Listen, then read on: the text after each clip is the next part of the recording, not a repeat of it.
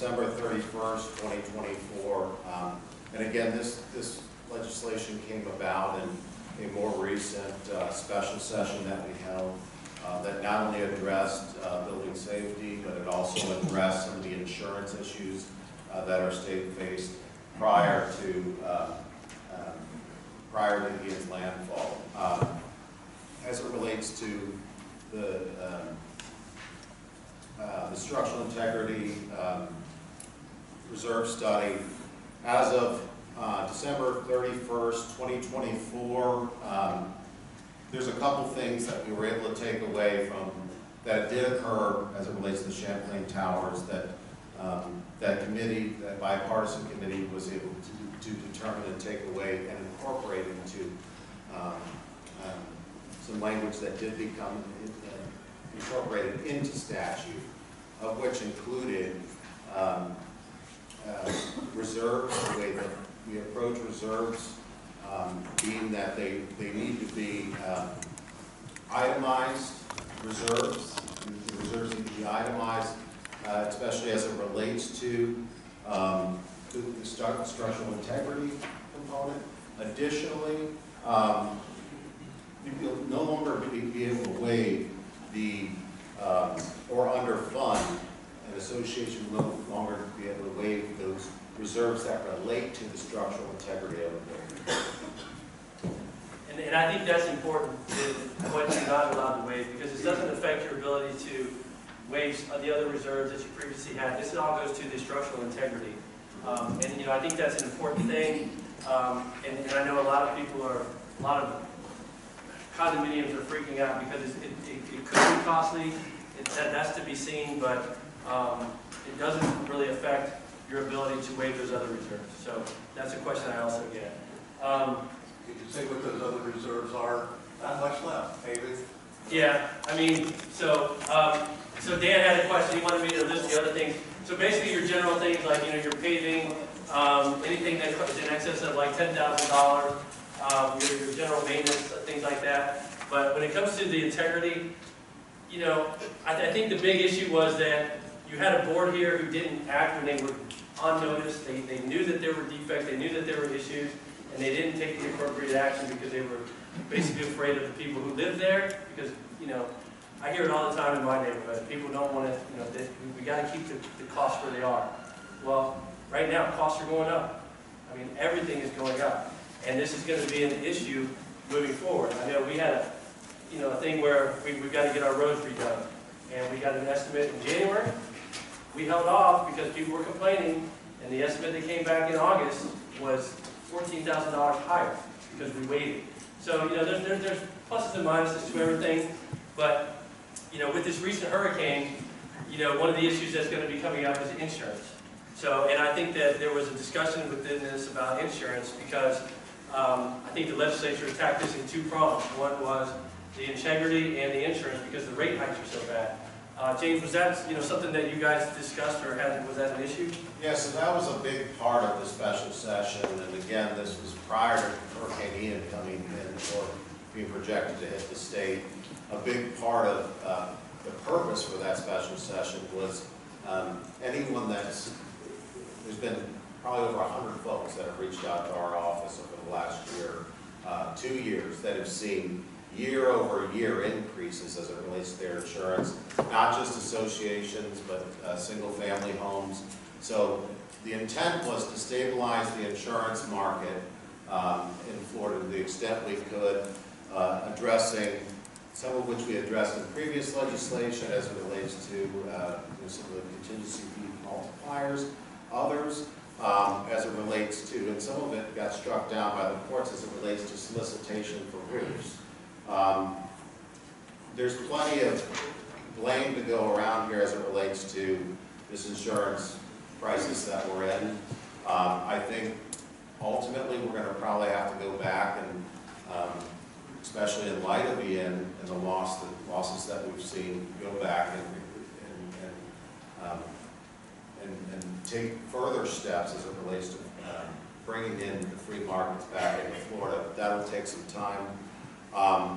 As it relates to the condo reserves, Yeah, that was a big part of it. We actually originally had that conversation during session. The House and the Senate weren't able to come to terms, so that became part of the special session. And when you look at the events that led to the collapse of the Champlain Tower, that also feeds into some of the uncertainty as it relates to the insurance market here in Florida. And so that was another reason that we felt that it was very important to address that in addition to some of these other insurance-related items during that special session. Can I add something too? I mean, reserves for condominium associations is a four-letter word in some cases. I mean, this is something that's been going on for a long time, prior to the building even collapsing, right? And I hear it all the time. I've been doing it for 17 years. I forgot how many times I've heard special assessment. I think that the root of this bill was to put something in play so you wouldn't have these surprises. So owners, when they move into community, 3 weeks later or a couple years later, they don't have a big special assessment. And it also, the folks that, I hear it all the time too at meetings where I'm not going to be here in 10 years, but you've used the property for the last 30 years. You've got the useful life of that property. So I think I think with the reserves, it's always been a battle with condominium associations, and I'm glad to a certain extent that we're addressing it individually. That's just my 2 cents. And by the way, insurance companies want to know what you have. They want to know your financials. They want to know that you're funded. And it's a really important aspect from an insurance point of view too as well. Thanks, Matt. Yeah, and I agree. The funding is important. I mean, we work with a lot of associations on these loans, and the first thing they're looking at is where are the reserves. You're providing all these financial documents. So I don't know that it's necessarily a bad thing. With like everything else, everybody's going to start implementing this. And what I can tell you is from my experience, there's only so many engineers in Florida, and you want to make sure you do your due diligence. Make sure that you have somebody that you're working with that knows what they're doing, they're licensed, they have experience at this stuff, because that's important. Just getting a report, if it's from somebody who doesn't know what they're doing, it's really of no value to you. But this legislation, like everything else, the associations are going to start implementing this. And I can guarantee in the next year, the year after that, there's going to be amendments to this. They're going to realize, hey, we've got to tweak this, we've got to tweak that. James, do you know, like in this last session, was there anything that's come up? Are there going to be any changes to the new Senate bills? I think 4D and 5D were discussed. And again, a lot of this was contemplated, pre-conception of even this idea of Hurricane Ian coming in. So, a major focus at this point in time is going to be helping people get back on their feet, helping those communities that have been incredibly impacted by the storm. While, myself, our door, and other members of our delegation's door is always open for folks that have feedback and input. There hasn't been a whole lot of conversation as it relates to immediate changes because most of what was implemented, we have yet to see results from. And I want to add something too. Keep in mind, you're going to be asked if you're 3 stories or more, how many units you are, how many stories you are. That's going to be stuff that you're going to have to provide to the state. They need that data to determine, too, is it going to be feasible for the number of engineers and architects that can do it, or engineers, really, that can do it. So I think that data has to still come into play. And also, committees are going to be meeting, what, James, the week of December 12th, and that's really where it's going to start. That's where you're going to start hearing more and more on what's going to happen in Tallahassee. Am I correct by that, James? Yeah, that's correct. But the other thing is the entire goal of this was the idea, core competency of government, whether that's federal, state, or local, is safety, security in our communities. There's a lot of folks that came into, that purchased a unit days, weeks, months before, that had no idea the condition of which this building was in. So there's so much more that went into this, including disclosure requirements for folks that are coming in. The whole goal was to protect, for public safety and to protect those folks that live in a lot of these different associations.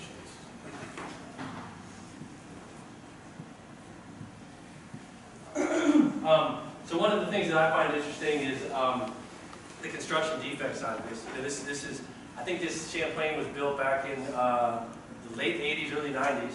So you're going back almost 30 years, right? And a lot of the discoveries started going back to the original developer, to the design. to the materials that were used, poor construction. And, you know, once those lawsuits started, it's a finger pointing game. Am I right, Joe? Absolutely. Yeah, so Joe Herbert back there, one of the greatest defect attorneys in the country.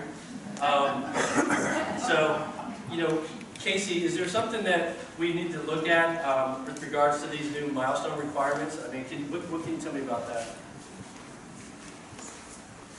Yeah, so pretty much any condominium association or co-op that has a building that's 3 stories or taller has to have a milestone inspection. The milestone inspection is required at the building reaches an age of 30, and then thereafter you have to complete a follow-up inspection every 10 years. If the association is located within 3 miles of the coastline, then you have to have the milestone inspection completed at year 25, and then thereafter every 10 years. So pretty much what the milestone inspection is, it's a structural integrity evaluation of the there's actually 2 phases to it, and it has to be completed by a licensed engineer or architect. Phase 1 is a visual inspection of habitable and non-habitable areas. So we look at all the common areas. We also go into units, look at balconies, and we're looking for any evidence of substantial structural deterioration. After we complete a phase 1, we have to do a full report and we have to do a summary report. Both of those reports are submitted to the association and are also submitted to the building official, local building department. If we don't find anything, then the milestone stops there. However, if we do find some substantial structural deterioration, we have to move on to a phase 2. Phase 2 may or may not require destructive testing. It's pretty much further looking into what we found to see if there are structural issues. It's pretty much required. The destructive testing is at the discretion of the engineer or architect. We have completed phase 2s, and a lot of them do not require destructive testing. It just kind of depends on what we find and our comfort level. After you complete the phase 2, you have to submit another summary report and another full report to the association and to the building official. And if the phase 2 report does say that there is substantial structural deterioration, then the association has 365 days to complete the repairs. And could I just ask, the AV system is a little weak, so please, if you'd hold the mic up a little bit, please, that might help. Thanks.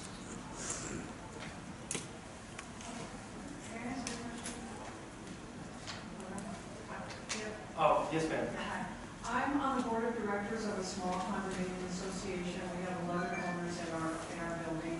We're doing due diligence. We've hired an engineering firm. They're scheduled to come out and do the reserve study. The building is older, 48 years old. So what happens if it turns out that each owner needs to come up with maybe $50,000, $75,000, $100,000 to fund the reserves, and they don't have the money?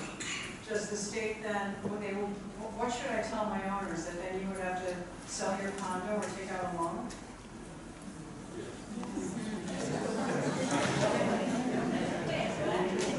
Okay. Yeah, they're out on Longboat Key right now. There's a community called Windward Bay that right now each of the owners is being assessed approximately $45K each. So there have been some sales in there, and then the other owners are ponying up. So that's the price you pay for not addressing your community. But I just get an answer to that. Maybe that's to James Buchanan. What is the state's position on what I should tell my owners?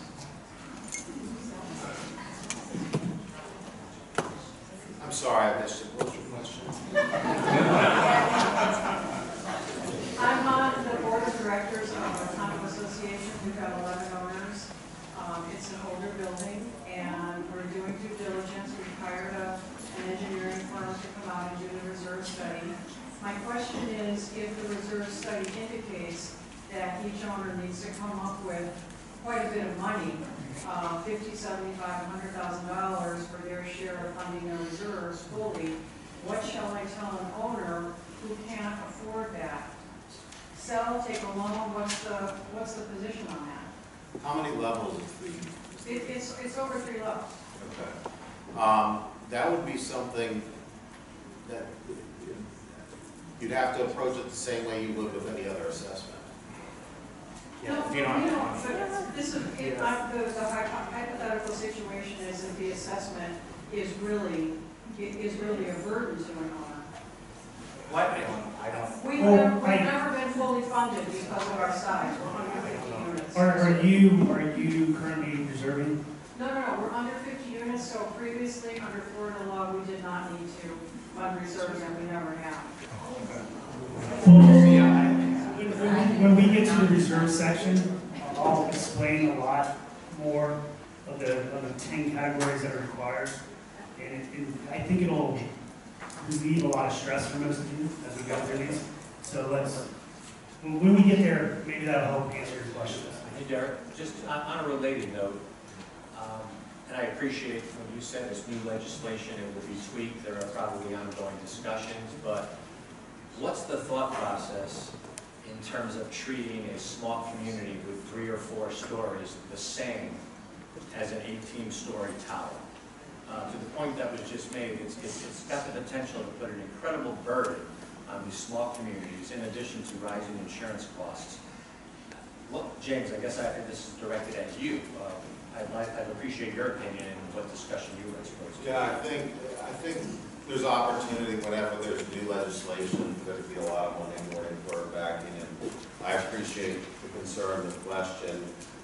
Ultimately, the goal is for there not to be another event that we experienced as it relates to Surfside, and so we want to get a handle on, especially if there's some sort of structural related issue, regardless of the size.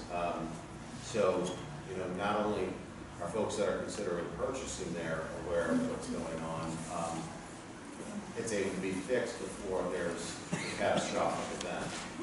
Can I add something here too? I think what you've seen on a federal level is there's a bill pending that will help associations out with a loan if they need to make serious repairs for deferred maintenance. So you could see something maybe on the state level, I'm just speaking out loud, when they meet for session, that they have some type of financing or some type of interest-free loan or something for the community that they can pull on, smaller ones, or in the case in the back, where you have all this work that gets done, you don't have enough unit owners to spread it, and it's going to be a big assessment. It just seems like a bit of an overreaction and an overreach as it relates to, say, a 3-story or 4-story complex, in my opinion. And perhaps you start out by addressing the towers, see how that process goes. To your point earlier about the number of available engineers, why force smaller associations to even spend money for these studies that you're talking about? So I think it's good. I think it's good. This is all going to be discussed during the 60 days of chaos, right? But even before that, when they get together for committees. And trust me, these conversations are all going on statewide. Okay. So it's only a matter of time where if there's going to be more clarification on what's going on, so we're not pulling our hair out, right? Because some of it is until we get some more clarification on how it's going to be worked out. So what I would say to that, I'm going to just move to the next section because we want to move it along, but we will take questions at the end. Is there's always unintended consequences with new legislation. But seeing that you guys are here, you clearly care. What I would say is make sure you write your congressman, call their offices. If these are the issues that you have, if you're a smaller unit, make them aware of these situations. There's also other alternatives out there. Like Centennial Bank is here. You can talk to them. They have an association lending community. They can work with you guys. There's ways to work around this so that you guys are not put in a position where you're totally forcing people out of their homes or whatever.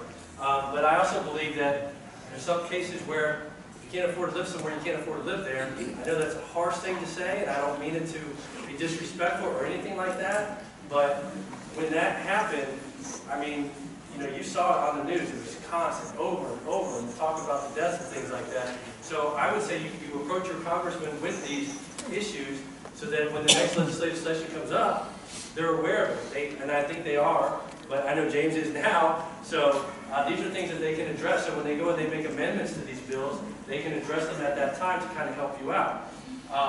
Going back to Casey, what I would say is Casey, can you kind of run through the integrity reserve study and kind of give us an idea of what that is? Yeah, so pretty much any condominium that's 3 stories or taller, regardless of its age, has to have a structural integrity reserve study completed. It has to be done by end of 2024. Pretty much what the study involves is there's 10 items we have to look at, and the inspection has to be completed by a licensed engineer or architect, but the actual funding analysis can be completed by any competent person that has experience doing it. So what are we looking for, or what is required in the report? So I'm going to go through the items we have to look at. We have to look at the roof, load-bearing walls or other primary structural members, floor, foundation, fireproofing, fire protection system, plumbing, electrical system, waterproofing, exterior painting, windows, and then any other item as a deferred maintenance expense or replacement cost that exceeds $10,000, and the failure to properly maintain that item could adversely affect those other 9 items I previously said. So in the report, we have to comment on the estimated remaining useful life of each of those items, and then we have to provide a replacement cost or a deferred maintenance expense. The key words there is or deferred maintenance expense. Most of these items on here, you're not going to be funding to replace them. A lot of these items on here you guys should have already been reserving for. So I'm going to go through the list again and tell you how most of these reports should look. The roof, you're going to fund to replace that. You guys should already be reserving for the roof replacement. Load-bearing walls and other primary structural members. You're not going to reserve to replace all the load-bearing walls. It's going to be a maintenance item to complete repairs. For example, most of the buildings are concrete structures, so if you have exposed load-bearing walls, it'll be to complete concrete restoration on a routine basis. It'll probably be teamed up when you do the repeat, because that's normally when they do the concrete restoration repairs. Floors, once again, that's the decks, the concrete decks, balcony decks. You're not going to reserve to completely replace those. It's going to be a maintenance item. How do you conclude this? How do you conclude the foundation? You don't maintain. I haven't gotten there yet. Foundation. Okay. Well, let me go to foundation first. The structural walls. Yes, there are instances we're doing repairs on them now. Has But reserved to maintain the structural wall.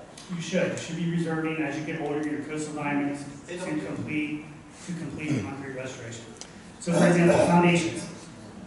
90 to 95% of associations will not need to reserve for foundations. That dollar amount's going to be 0. Why?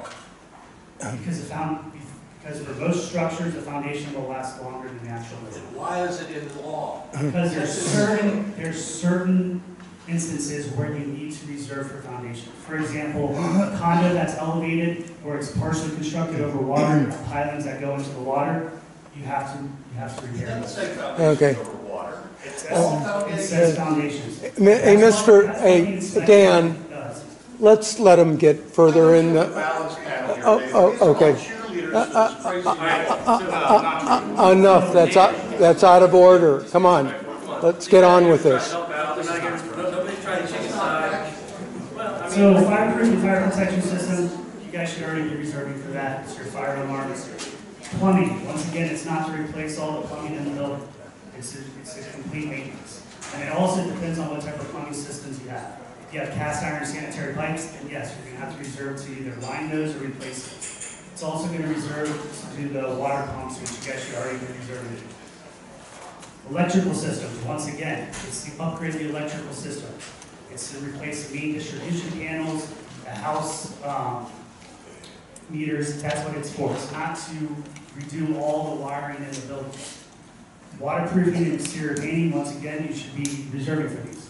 However, the biggest issue I see is the waterproofing, because a lot of associations don't reserve for waterproofing, and that's probably one of the most important things you guys can do. You have concrete balconies, those should be waterproof. Windows, if the windows are unit owned, then you don't have to reserve for those. It's only the common area. And then it's the last item is any other item that has the deferred maintenance of over $10,000 can affect us. Here's a few items that may require that, but most associations will not have those options. Thanks, Casey. We want to try to keep this friendly. I know there's some opinions on this side, some on that side. These guys are just here to provide you the best information that they can. I know there's some strong feelings about this. And there's things, you know, and I mentioned Centennial, but there's, you know, Truist is here, Cadence is here, Fifth Third is here, so these people, they work with these loans all the time, so there are ways around it. You want to think about also, when you're going through this and you're doing your annual budgets, you know, you want to look at that and see where you can make changes to it. Is there something that doesn't need to be fully funded as a reserve? Is there something that you can waive in order to get to this process? Because maybe this is more important since it's required. You may want to take on a requirement instead of something that's not required. And I know Dan's going to say, well, that's such a small amount of things right now, whereas this is a large amount of things. But the law is the law. You got to follow the law. Until it changes, you want to make sure you're doing that. I think a big part of what happened with this Champlain and, you know, following it with the fact that that money went out like that, you know, those board members that didn't act, I can guarantee that they weren't sleeping at night because they didn't act. They were concerned, what's going to happen to me? So as board members, you've really got to act in the best interest but follow the law. You want to do what's right for your community. You want to have a great community. But the ultimate position is you have to follow the law and do what you're required to do. So just keep that in mind. And again, I would say, you know, write your congressman, let them know what your issues are. Here's the things so that they can consider this. And I'm sure James will look at this stuff, and when he gets there, he's going to reflect this stuff. And he's going to try to make sure that he's protecting his constituents, which you guys all are. So it's just something to think about, okay?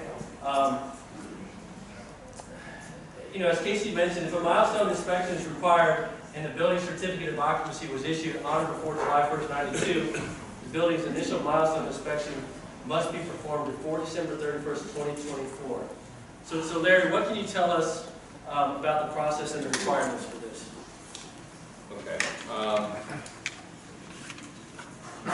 There's a lot of things that have to happen in order to get this process set up. And you know what I would like to say is that, you know, maybe to enlighten everyone, you know, all journeys, whether good or bad, start with an initial step.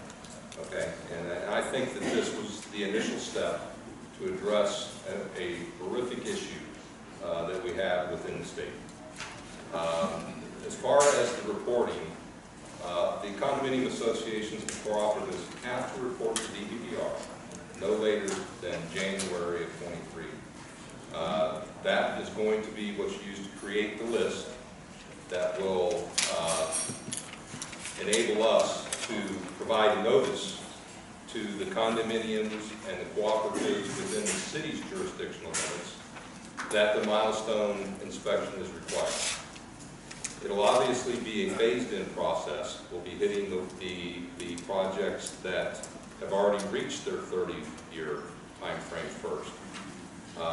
But again, that's still to be discussed by the City Commission as to whether or not they may decide to go with the 25-year throughout the program rather than maintaining two separate databases for 30 and 25 years. That was actually a suggestion that came out of the existing building task force group that was assembled by the Florida Building Commission, and that was their consensus to streamline the project.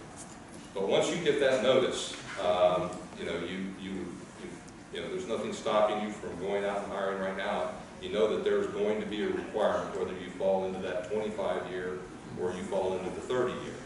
And I think the problem, and most of it is going to be, is finding a firm that you're comfortable with to move forward with that inspection. Because you're going to be dealing with a diminished pool, because I personally don't feel that there's a lot of architects that are going to go out there with their license on the line and perform structural inspections that they're not comfortable with. So that pool is going to be cut down considerably. And you're all going to be vying for the same services throughout the entire city through a limited amount of professionals that can perform that for you. So again, the notices will come out. It will be a return receipt request notice that will go to your condominium association saying that you're applicable to this inspection. It will outlay the timeframes in which for you to have that inspection performed. And once that inspection is performed, then it's just following up with the process that's laid out in the statute that you're all aware of. That you need to have the phase 1 completed. If the phase 1 shows no evidence of structural deterioration, and that's all this was addressing. And I'm very glad that there was a pullback from the initial bills that it was going through. That they were kind of modeling after Miami-Dade, which included electrical and everything else in their milestone inspection report. The milestone is strictly revolving around the structure at this point, which is, I think, where it needs to be. So that's how it will be reported, and that's how you will receive your notices.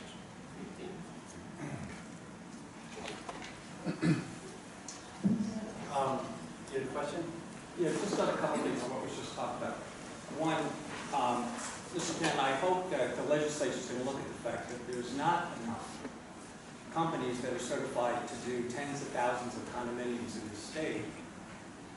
And that has been written to and spoken about. But I guess the other thing I want to ask Mr. Murphy is, how is the city going to be? Do they have the personnel? Do they have time to do all the expectations that are going to be required of the city and the county to make sure that these are all met or that they're done in a timely manner and we're getting timely responses back? The answer to that question would be the city's responsibility is not to go out and inspect the structures. The city's responsibility is to review the report. Okay, so yes, there's going to be some cost on the city side to set some programs and some software programs to track, monitor, receive these reports. But I think we have enough staff in order to perform that function that, as the statute's written currently. Yes, sir. I'm president of a small condominium downtown that you can say is first in the state for the pavement past its milestone phase 1 inspection. Less than 2 weeks after the law was in effect. Can you speak up a little bit? Yeah. We got a major engineering company in town to do our inspection for us. But the new mandatory phase 1 inspection, we took it and passed. My advice to anyone that's got a small condominium, you snooze, you lose. Get out there and get it done quickly before the big guys come in and take all the inspectors off the map for you. I do have a question. I read the law, the new law. It's all 98 pages. And I was confused by one thing in it. It seemed to misuse the term deferred maintenance. Does it mean scheduled maintenance in that, or does it really mean deferred maintenance? It uses the phrase deferred maintenance, I think, about 13 times by county, and it all seemed to fit the meaning of scheduled maintenance. Anybody speak to that? Or let me put it this way. What does deferred maintenance mean? I'll tell you what it means. It means that maintenance you're supposed to be doing right now, that you can't before, and you put it off into the future. Scheduled maintenance means 5 years from now we need to maintain that effort, and so we're going to fund it for the next 5 years. That's scheduled maintenance. Deferred maintenance is something you don't want, and in fact, FHA and Freddie Mac and Fannie Mae have said that they're not going to be funding any mortgages that have deferred maintenance in that condominium building. So it's a little bit confusing. I think we ought to take a look at the use of that term in the statute, because it seems to imply it's a good thing, and it's not. And I will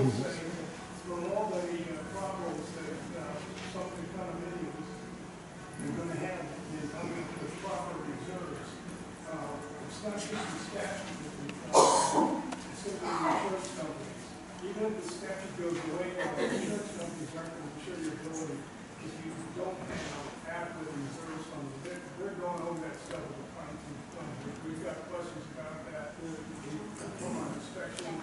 I'll get with you when we're done about the deferred maintenance, And- and just to try to move this along. And we're having sound issues, so if you are going to speak and are recognized, try and come to the center and stand. And then with panelists, please try and use the mic. I'm going to do one more question and then just move to the next question for our sir. So I have a question about the look-back period. For those associations that got ahead of the curve here and hired national engineering companies to do structural engineering analyses of their building in 2021 before this law was enacted, does that count as the milestone period, and does that start the clock ticking for us for another 10 years that we don't have to do it? I'd be happy to take a look at it. I don't know the answer to that. Yeah, what we're doing is, because we've done that, we did inspections for associations back in 2021, and now we have to convert the report to meet the requirements of Milestone. So we'll update the report. So Frank, you represent associations downtown. Can you give us an idea of what associations are doing in order to move this stuff forward and get ready for this? Yeah, it's challenging for sure. The most important thing is not to have deferred maintenance, obviously. A good preventative maintenance program in place will prevent a lot of problems. Also, planning for this, it depends on the age of your building and your location.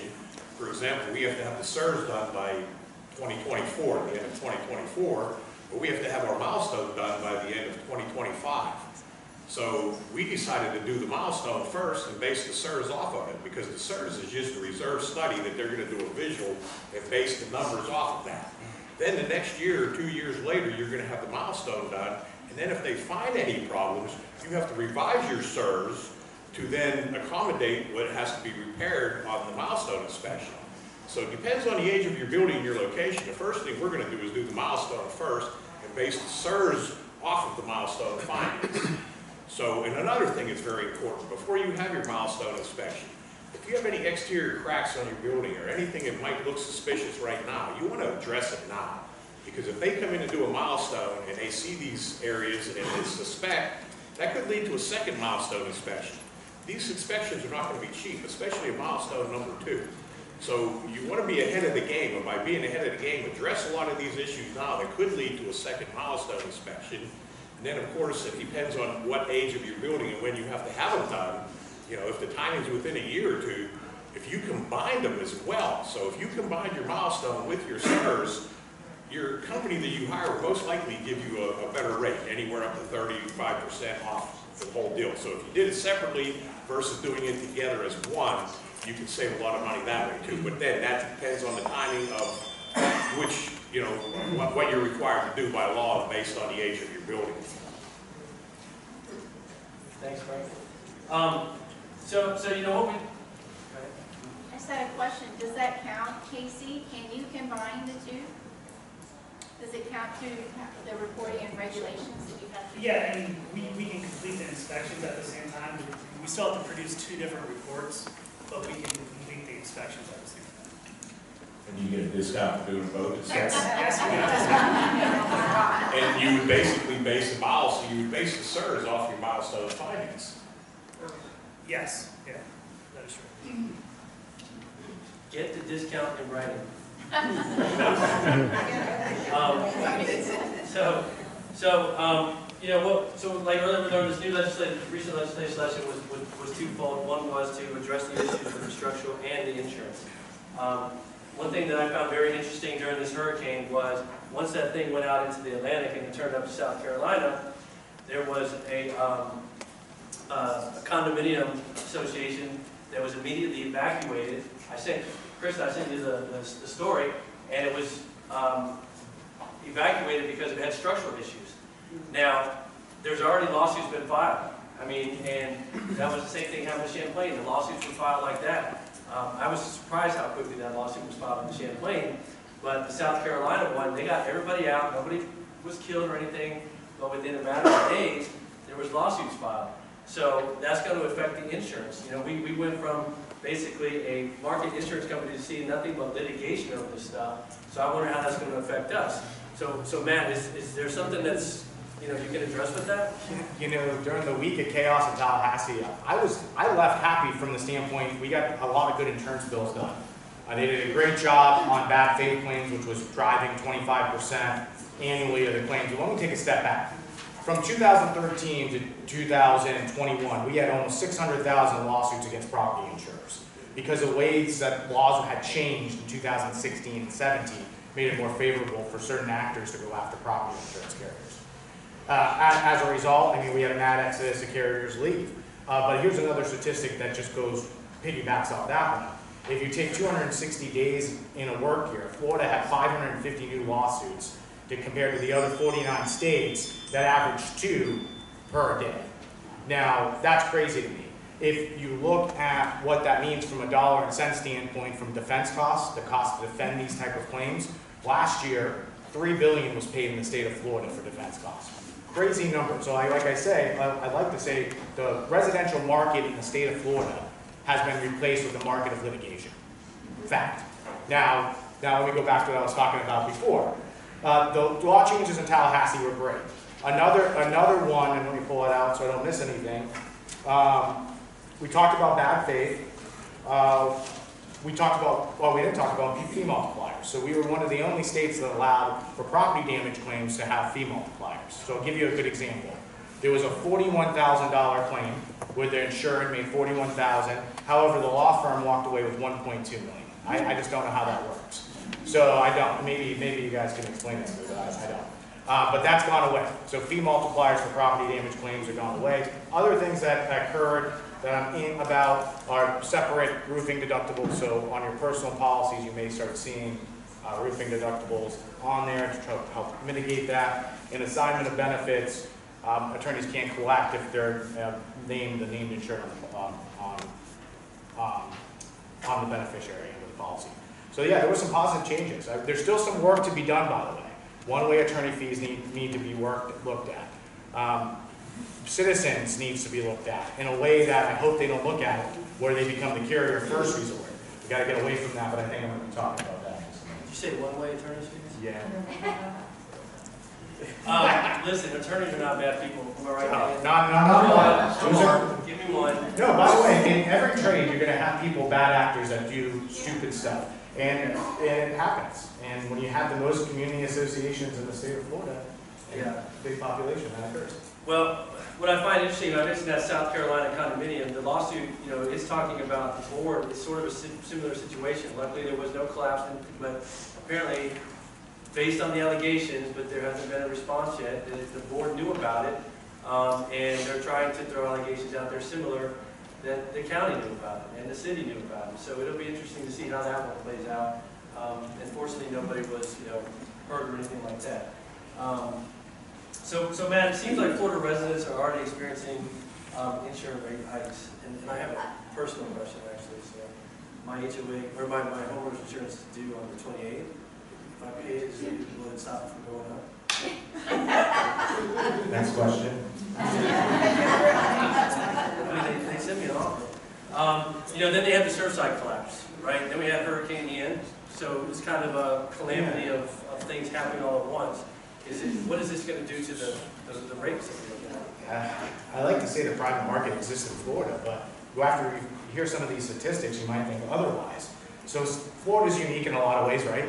One of the ways is we have our own governmental entity that provides property insurance. And at one point in time, they were the largest property insurer in the state, 4th largest in the country, and they're back up to those numbers again. So to give you an idea, last year, from September 21st, or September 30th, 2021 to September 30th, 2022, Citizens policy count, again, a governmental entity, went from 708,000 to just under 1.2 million. That's a lot. Now, what does that mean from a dollar and cent standpoint? And this is what scares me the most. Exposure, total insured value, what they have on the books, Citizens has.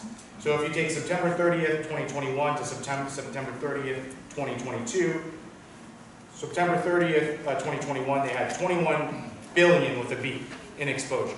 21 billion in exposure. The following year, so September of this year, it was up to 380 billion with a B. That's an increase of 168 billion in values in 1 year.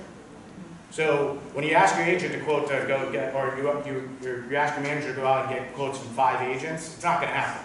You have a better chance of finding a pot of gold at the end of a rainbow than that happening. I'm being 100% honest with you. This market's awful, and when your government is the #1 writer of policies, it just goes to show you how the free market works. So Florida has 7.5 million property policies. Citizens makes up 1.1 million of that, and it's growing. If you take just August to September, just 1 month, they added 24 billion. What I think you're going to see during the upcoming session, or maybe even the special session, Citizens could expand, and I'm nervous about that because it's an accessible program. If they go insolvent, they can't. They go into a deficit, what can they do? They can assess you the policy holder. So that's not where we want to be. And those are the stories that James and other reps don't want to hear. But no, it's not looking good. I'll just talk about increases. I wish I had a beach ball that looked like a crystal ball, because that's what it is. I mean, it is as hard as ever to depend something. If you go from having one carrier insuring one carrier insuring all limits of coverage, and you go to having a layered program, your premium is going to go up 100%. If you're on a barrier island, wood frame, built in the 70s, guess what? Your premium is probably going to go up 100%. It is going to get a lot worse before it gets better. My hope was we had those law changes done. Great. Give the insurance companies who are not doing very well. Again, 80% of our market is made up of Florida domestic companies. They're not collecting premiums throughout the whole country. Anyway, I'm going off on a tangent. I'll stop. Yeah. Go ahead. Yeah, I'd like to touch on that. I'm one of the citizen customers for my own personal home, and right in the policy, it clearly states, in the case of a disaster catastrophe, citizens can assess me up to 45% of my policy to help cover the cost of this disaster. So right now, what I pay for my policy, I'm expecting to pay another 45% very soon from citizens to pay for Hurricane Ian. And another thing, I just want to make sure I hit on everything I want to talk about. Yeah, it's going to get worse before it gets better. I hate to say that. I'm not going to sugarcoat anything. It just is. So I'm sorry, and I have a question for you. So when we do these, reserve studies for these structural integrity, do the insurance companies actually look at them? Do those reserve studies or the inspections, do they have any impact on what an association is going to pay? For instance, let's say Champlain, they give one and it's, oh my goodness, or Longbow Key Club gives one and it's like, wow, you guys have really done your duty, you've done what you're supposed to do. Are the rates different? I think you bring up a bigger point indirectly. They're underwriting you and asking for more information than they ever have. And when your agent comes to you, in years past they haven't asked for certain things, that's the reason why. So don't be surprised if there's 4 or 5 different things that you haven't asked for before that you need to provide in order for them to provide a quote. It's just what it is.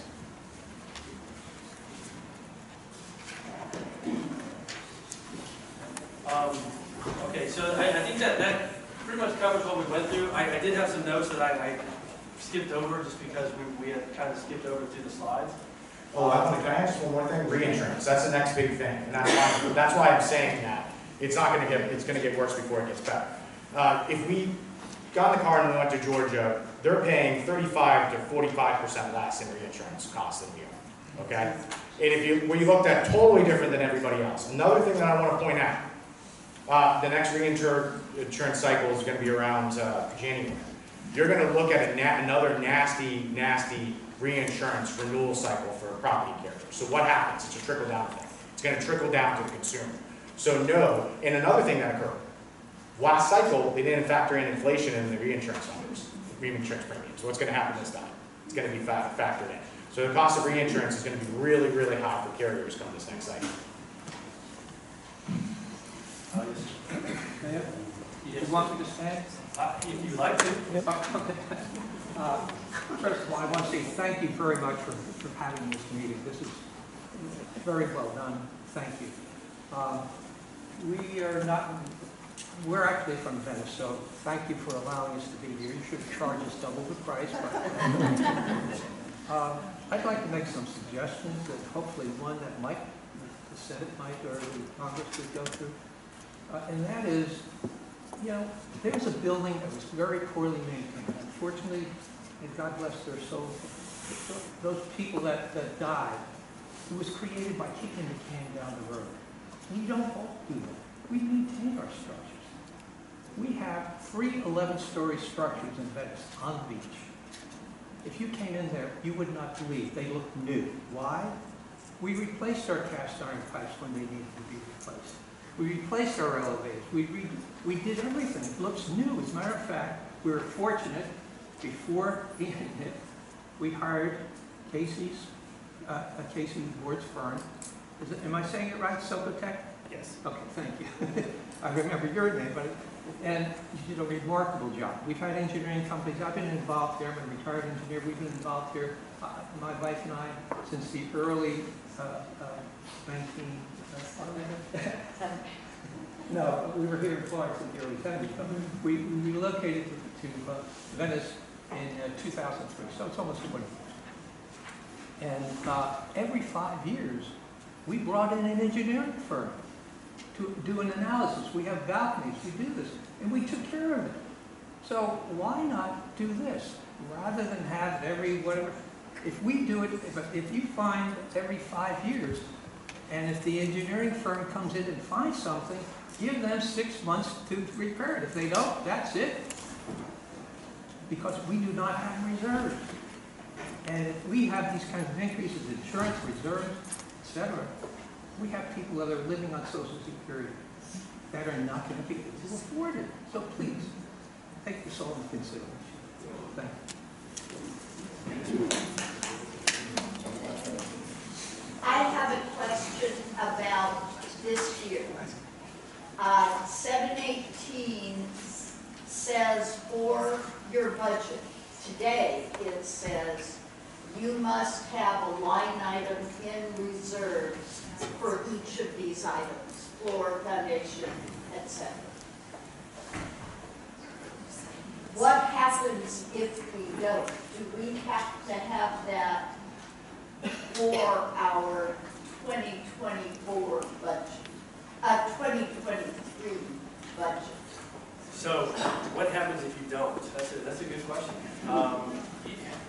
You know, so you have to certify, there's, and I have a checklist that I'm going to utilize for this, but you've got to certify to the Division of Business and Special Regulation that you guys are complying with the statute.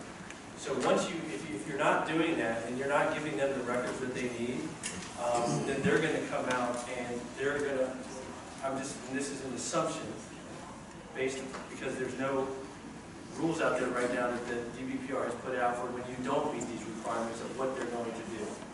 But I'm going to assume, and if anybody leaves this room and says, well, Derrick said this, I'm going to find you. But there's going to be fines, and the fines will be excessive, which doesn't make much sense because if you're having trouble meeting that goal, what are the fines going to do? It's just going to, you know, the other option is that DBPR is going to come in and they're going to disband your board and they're going to take over. That's a possibility. And they're going to implement the requirements and make sure that it gets done.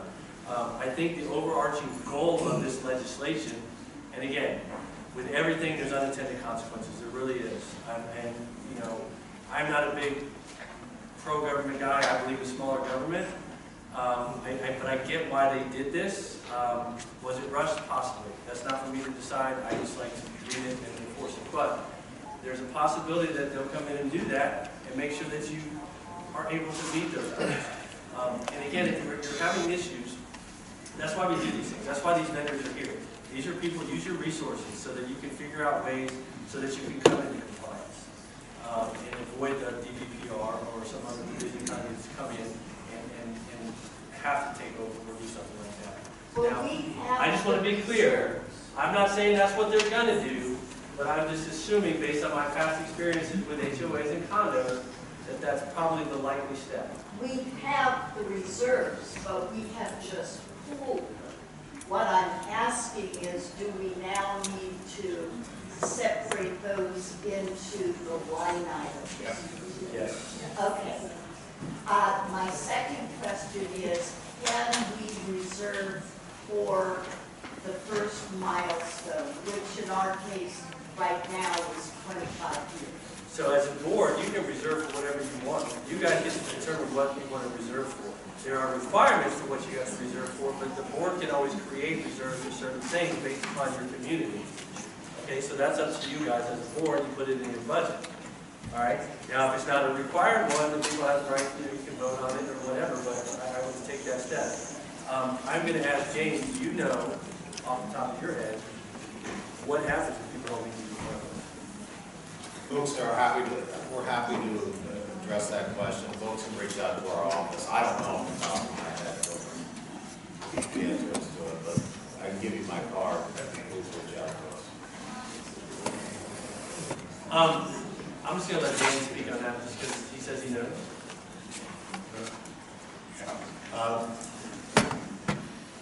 Personal board member liability.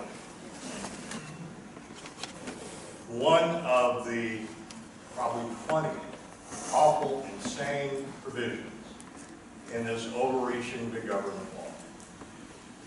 And there's that same liability if you don't timely get the milestone inspection, which is going to be impossible to timely get because there's not enough engineers.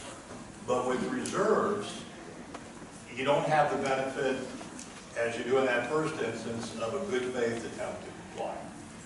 The personal director liability with regard to, and you did not get an accurate explanation about what the law requires on reserves. Let me just read it. You don't have to be a lawyer, it's clear. You have to reserve to replace the foundation. But you don't maintain it, it's not deferred maintenance. It doesn't say just over water, but anyway. So if you don't fully comply with this impossible reserve requirement, which is going to make it even more difficult for people to meet housing price requirements today, which is an affordable housing is supposed to be a concern, then there's individual director liability. You know, I've been very involved in condo legislation for 44 years, almost more than anybody in the state of Florida. I've written some of the laws. I always said the ones you like, not the ones you don't like. But I have never seen anything so wholly irresponsible as this law. And I'm disappointed, honestly, David and Disco, that this has become a cheerleading session. I don't want to get political, and we just want to know that answer. So and what Dan is talking about is he's talking about board member fiduciary liability, and there is provisions in there for that. But I think what you were asking was what happens to the condominium, right, if you're unable to do that. So that's what I was addressing it. So I do appreciate that, but I don't want to get into a political discussion on whether it's good or bad. We just want to get through this process. No, you can't. Thank you very much. Any other questions? Yes, ma'am. Yeah, this is for James, and I think it's good that condo law is going to require these responsible behaviors, but I want to know, like, on the level of government, speaking of the, the likelihood of increasing climate disasters that we know we face in Florida, is there a mandate, or is the legislature going to prioritize government on every level, from the legislature to the counties to the municipalities, to deal with climate change mitigation, flood mitigation, doing sensible things about development, water systems, everything having to do with trying to mitigate future disasters? Are you guys prioritizing that as well? This is something I'm happy to speak to. I do, while I'm not an attorney, I wasn't on the committee that drafted this. Dan, or anyone else for that matter, never came up to visit me when we were having these conversations in Tallahassee. But I do chair the Environment, Agriculture, and Flooding Committee. We have made unprecedented long-term commitments to coastal resiliency here in the state of Florida, even inland flooding investments. And we funded it over time, guaranteeing no less than $100 million per year to help local governments leverage some of those projects that are most important to their communities.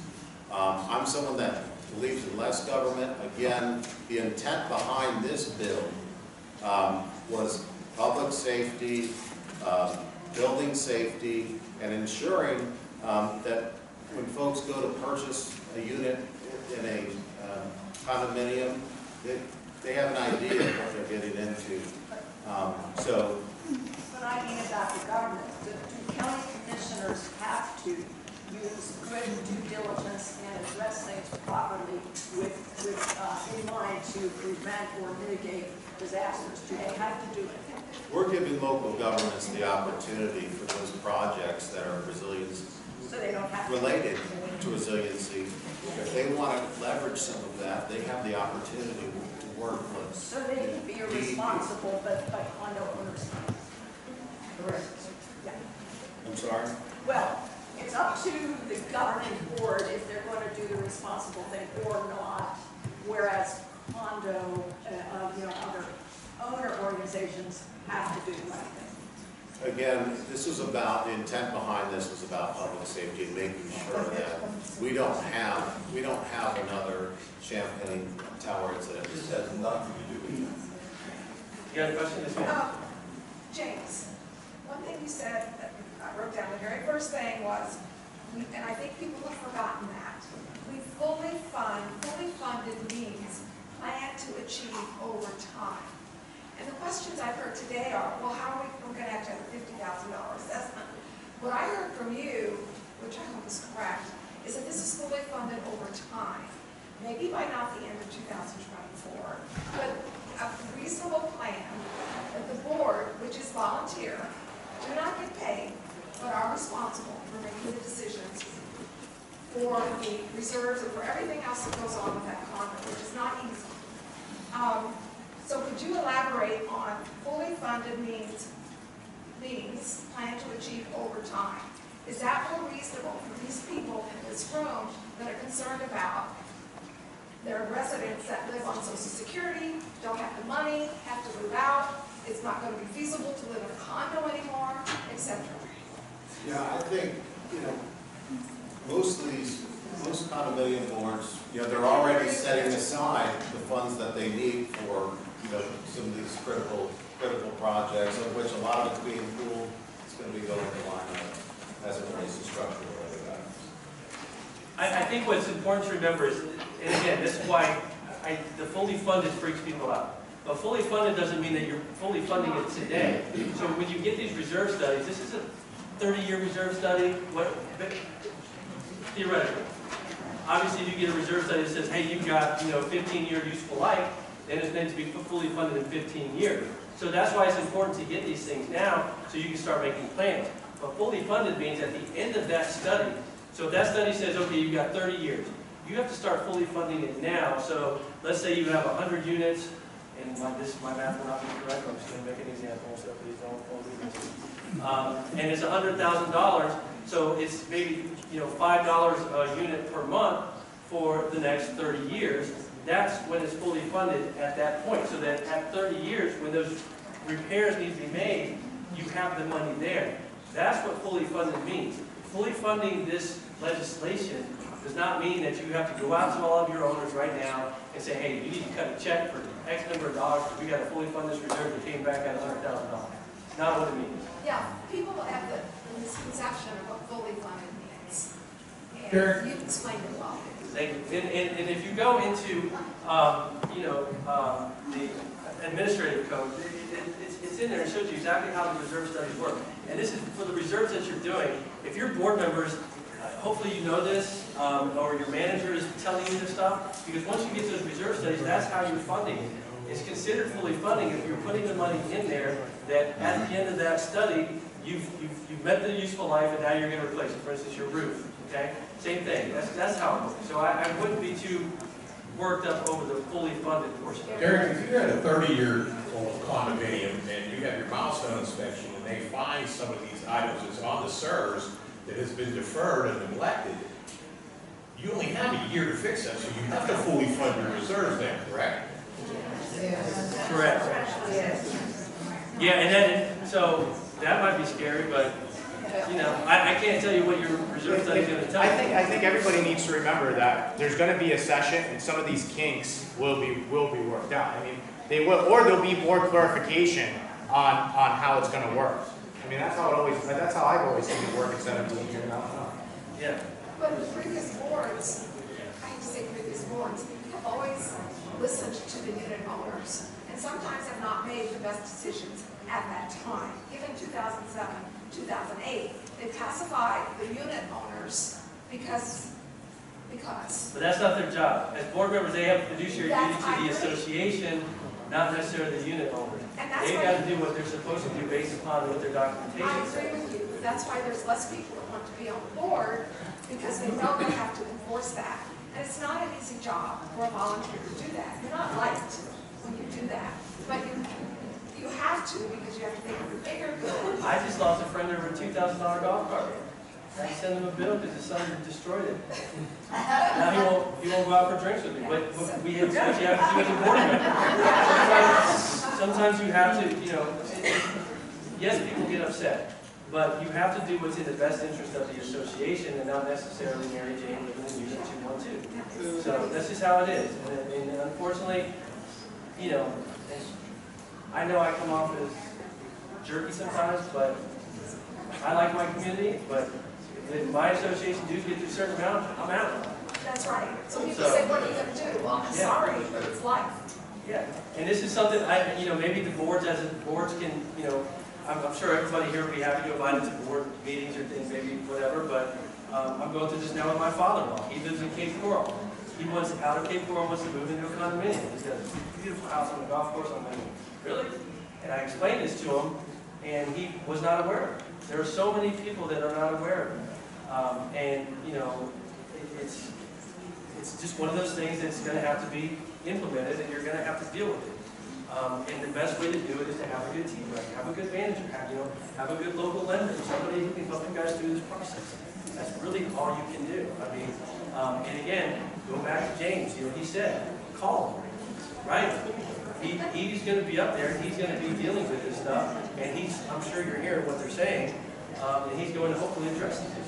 And by the way, the power of the pen still exists. Picking up the phone and calling your local rep and voicing your opinion, they still listen. I make sure that you're doing that stuff. If you're not happy with what you're hearing, speak up. We don't do enough of that. And if you have insurance issues, for instance, Matt, I love hearing stories about Matt driving up and down to Tallahassee. Unfortunately, it's not for a football game because of insurance, because he has a keen interest in it, and he wants to make, he has a lot of people that get insurance from him. And he hears them, and he sees what the issues are, and he's going to those people, and he's trying to get on committees and doing things so that he can make sure that they're doing the right thing. Now, with insurance, it's a little bit difficult, but I think Matt does a really good job of going up there and taking back what he gets from meetings like this and putting it in the ears of the legislators, So, really all you can do. Yes, sir. A simple question. So I get the rhythm of how often you have to do the big inspection. What's the best practice of just doing a reserve study? Should you do more reserve studies in these big milestones? Just to make sure that, construction costs change all the time. Those numbers are going to change yearly. Should you do a reserve study like every other year or 3 years? Every year. Every year. The best way to do it. I think it's required every 3 years, but every year is the wisest way to do it. And since we're talking about every 3 years, appraisals, I would get an updated evaluation every year. So then you don't face the perfect storm where you wait 3 years, your values go up, and then, yeah, definitely look at getting an updated appraisal. Yes, ma'am. What's the difference between a reserve study and a structural integrity study? What's the difference between the reserve study and the structural integrity study? Yeah, with the new legislation, the structural integrity reserve study, there's 10 specific items that you have to reserve for. Previously, a normal reserve study, they mandated, I believe it was 3 items, roofing, painting, and pavement, and then they said anything that's over $10,000. So the structural integrity reserve study requires those 10 items, and you have to fully fund it. So in this case, it would include things like roads. Not the structural integrity reserve study, that'd be a normal reserve study. Yeah, a normal reserve study would include roads, elevators, equipment, tennis courts, yeah, items like that. So the milestone is the same as the structural integrity? No, there's two different inspections. milestone inspection is to evaluate the structural integrity of the building. It has to be done at either year 25 or 30, where the structural integrity reserve study, everyone needs to get caught up by 2024. But moving forward, all new condominiums that are built are required to have a structural integrity reserve study completed at turnover, so then the association can properly fund for the reserves. Will any of these gentlemen be available for questions after? Just Matt. You guys can all get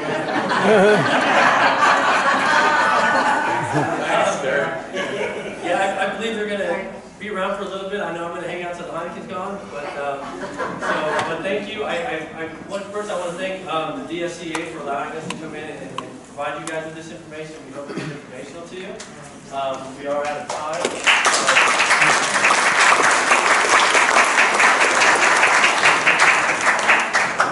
Thank you. I think Christian has a few things to say real quick. And, you know, if everybody's sticking around, you can come up and ask us questions. Are we going to get the slide presentation? Yes, we can send out the slides for you for today. You can look at it with a couple for sake of time. Don't go anywhere. We have some prizes to give away. But first, I did want to thank Derrick for his time in moderating this discussion. Thank you, Derrick. And also for our panelists, James Buchanan, thank you so much for being here tonight. We appreciate it. And all the rest of our panelists.